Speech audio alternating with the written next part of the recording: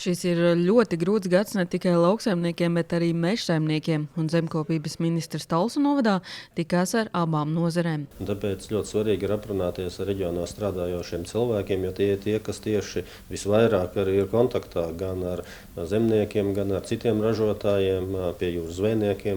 Latvijas valsts meža ministram atzina, ka inflācijas un tirgus stagnācijas dēļ jāgatavojas 2 grūtiem gadiem.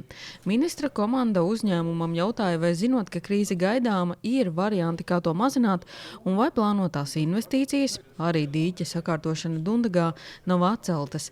Tikmēr pozitīvi iespaidots par uzņēmuma koka būvi, ministrs solīja uzdot veikt aprēķinus, vai tādas nebūtu izdevīgas arī citviet. Es uzskatu, ka Latvijā vispār vajadzētu valsts pārvaldei pārsvarā ēkas būvēt no koka. Koks ir tas materiāls, kurš iekļauja CO2 uz vairākiem simtiem gadiem, tātad mēs liekam šī klimata pārmaiņu devumā ļoti lielu ieguldījumu. Klimata pārmaiņām, nepieciešamajām zināšanām un rīcībai pieskārās arī sarunā ar Lauku atbalsta dienestu un Latvijas lauku konsultāciju un izglītības centru.